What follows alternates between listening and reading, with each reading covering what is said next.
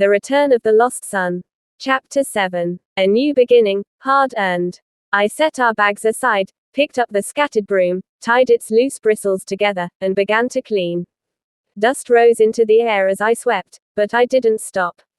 An hour later, the house looked different, still old, still broken, but clean. I threw away the spoiled things that could no longer be used, then carried our bags inside. Turning to my mother, I said gently, "This will be our house for now. I'll work hard, Mom. One day, I'll get us a better one." Her eyes filled with tears, but she nodded, holding my hand like she was afraid I might disappear again. At Selina's house, Mr. Back and Selina returned from searching everywhere for me. Exhausted and hopeless, they collapsed onto the couch. Where could they have taken Jason to? Selina asked, her voice heavy with worry. Mr. Back sat up slowly and looked at her. "You've been with Jason for 3 years. Isn't there anyone close to him you know, anyone at all?" Selina shook her head, frustration written all over her face. "All those years, he was unconscious.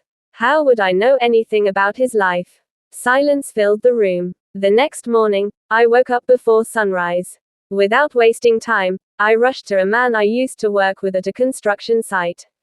Luck was on my side, he gave me work immediately. I accepted half payment up front, hurried back home, placed the money into my mother's hands, then returned straight to the site.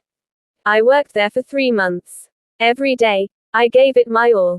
Then one morning, the owner gathered us and announced he was short of money. The site shut down. I didn't give up. I moved from one construction site to another, asking for work. A week later, I finally landed another job, this time as a brick mover. The work was hard, but I was grateful. 1 year later, I was at home with my mother in our repaired, wrapped house when my phone rang.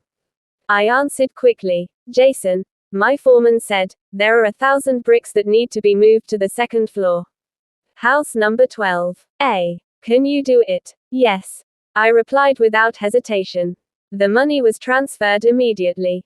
I told my mother about the sudden job and rushed to the site. I worked until every single brick was moved to the 2nd floor, ready for the bricklayers the next morning. At dawn the following day, I was already on site when the foreman arrived. He liked working with me because I always did exactly what he asked. No excuses, no complaints. He greeted me warmly, but his phone rang, and he stepped aside to answer it. Nearby, the other 2 brick movers stood together, watching. Their eyes burned with jealousy. They hated how close the foreman was to me, how he always gave me extra small jobs to earn more money. One of them noticed that the foreman's car door was still wide open. He whispered something to his brother, and both of them smiled.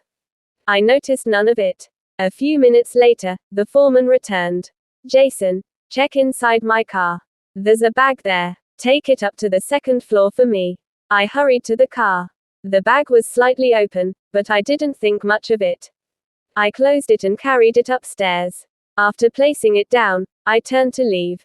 Then the foreman spoke again. "The estate owner will be coming to the site today. She wants to meet you. She said she might have some work for you." I smiled, gratitude filling my chest. "Thank you, sir." Quote. As I walked away, I passed by the 2 brick movers, my smile still on my face, unaware that something unseen was already beginning to move against me. To be continued.